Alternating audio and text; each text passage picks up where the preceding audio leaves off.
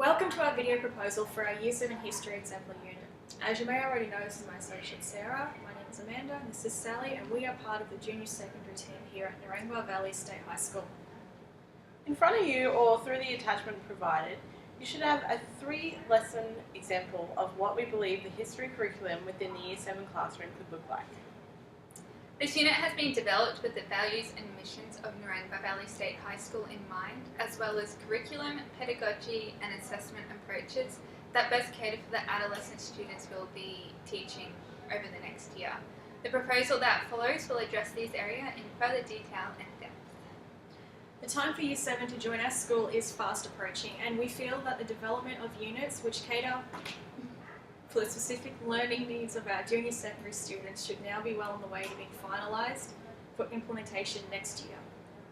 We hope this proposal provides a strong example of how the history curriculum could be implemented within the Year 7 cohort at Narangba Valley State High School in 2015. The mission for this year at Narangba Valley, as we know, is a successful integration of the Year 7 and 8 cohorts into the new junior secondary school and wider Narangba Valley State High School fold. The vision is to see our middle year students become confident, adjusted, intellectually engaged members of Narangba Valley State High School. This will be actioned through the school's core values of respect, integrity and commitment. Respect for the duty we have to see our students succeed and flourish not only academically but also socially and emotionally. This is especially crucial within the middle years. Integrity through providing well-structured and organised curriculum which reflects the importance of high-quality programming gaining high-quality results. Commitment to developing literate and numerate students who are confident and capable of taking responsibility for their own learning. Also a commitment to our staff to develop the essential skills for effective teaching within junior secondary. Also, there is a commitment of developing the junior secondary through the 6 key principles outlined by Education Queensland as part of the Flying Start initiative. The areas include distinct identity, quality teaching, student wellbeing, parent and community involvement, leadership and local decision making. Strategies, programs and infrastructure changes have been implemented over the past 3 years to create a strong sense of identity within the junior school. These include the introduction of a separate uniform for our junior secondary students and also the junior secondary leadership roles. We also are continuing our committal to a school-wide focus on literacy development to help close the gap between primary and secondary success and to try and avoid that Year 8 slump. The school motto is Challenge the Future, and with these key areas of action and development, we will see this tradition continue. Making sure that each aspect of the junior secondary approach was covered was a very important factor in the design process of our unit. Active learning is promoted through using a range of teaching strategies and exposing the students to activities throughout the lesson, such as inquiry learning, which was allowing the students to take ownership of their learning. This is also done through activities in the lessons that required the students to create resources to further their knowledge about the topics covered. Active learning is important because it promotes excitement in the classroom as the students create their own products and they're in the driver's seat of their learning. This benefits the middle year students who have been linked to easy disengagement as through this active learning they're doing more than listening to their teacher all the time. Students are also exposed to small group work throughout activities in the unit. This provides them with opportunities of collaborative and cooperative group work, which is another important junior secondary approach. Having middle year students working collaboratively and cooperatively enhances student learning by bringing them together to share ideas and also participate in peer-to-peer learning. They're also in the zone of proximal development as the students mix with each other and learn off of each other. Also, by following the history curriculum, the students are exposed to real-world learning. They're learning about an important civilization in world history and are using resources and creating resources of their own in lessons that pose real-world issues. This also helps make the unit engaging as they see the relevance of the topic. Hands-on activities are also used in this unit as much as they can be. Multimodal resources are also used to help engage the students and give them access to a lot of different resources.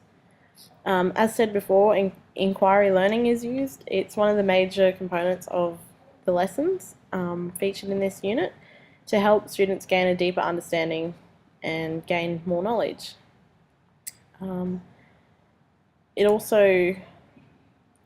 are also provided with the opportunity to research more than what they already know. Formative assessment is also used, such as checklists and observations, along with questioning. So we are able to find out what the students already know to plan accordingly and provide opportunity for students to gain this deeper understanding.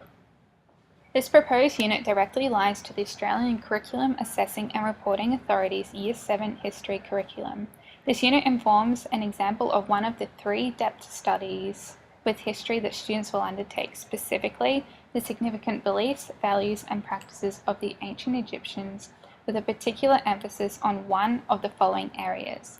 These areas consist of everyday life, warfare, or death and funerary customs.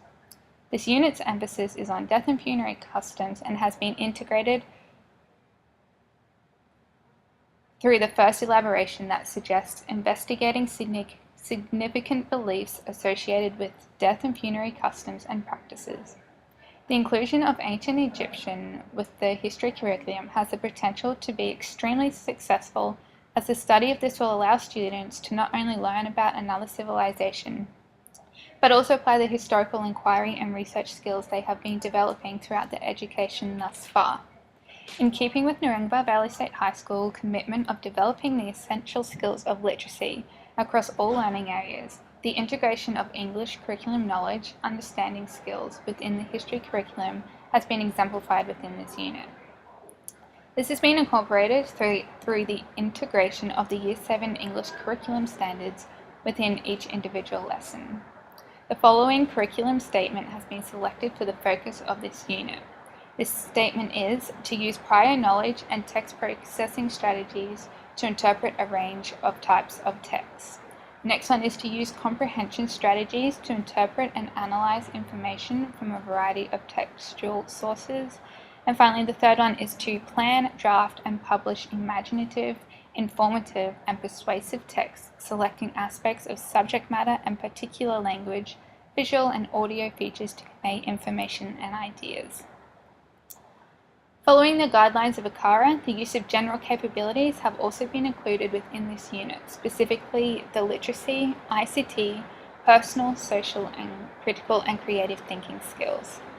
This has been included in order to ensure that all young people are supported to become successful learners, confident and creative individuals, as well as active and informed citizens.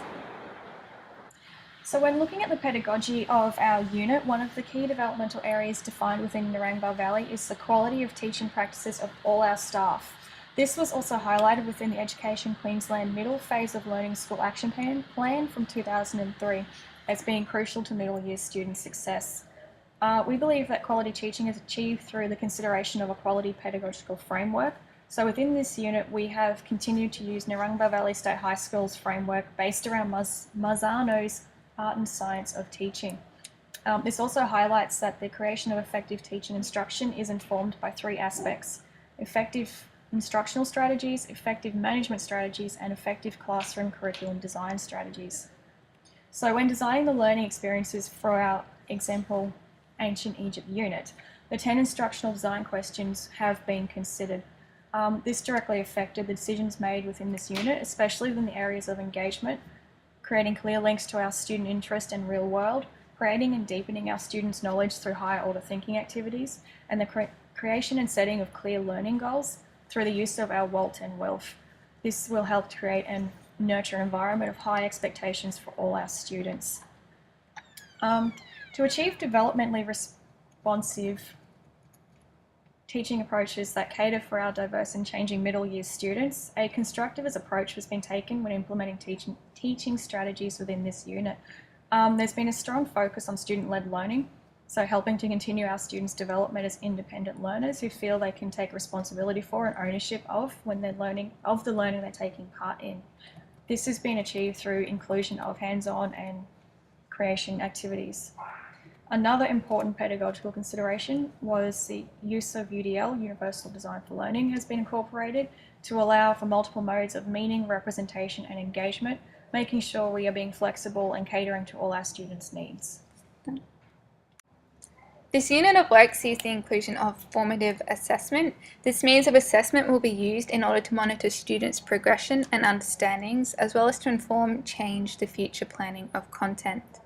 This will be done through observations such as checklists, the monitoring of the completion of tasks in class, as well as regular peer assessment and feedback. For example, in Lesson 1, an observation in the means of a KWL chart was used to gain knowledge of what the students knew, what they wanted to know, and what they learnt. In Lesson 2, peer feedback is used in relation to the completion of the inquiry task, and the students are also given the opportunity to receive feedback on their progression from the teacher. Self-assessment and opportunities provided in Lesson 3 to allow students the ability to consider their own progression.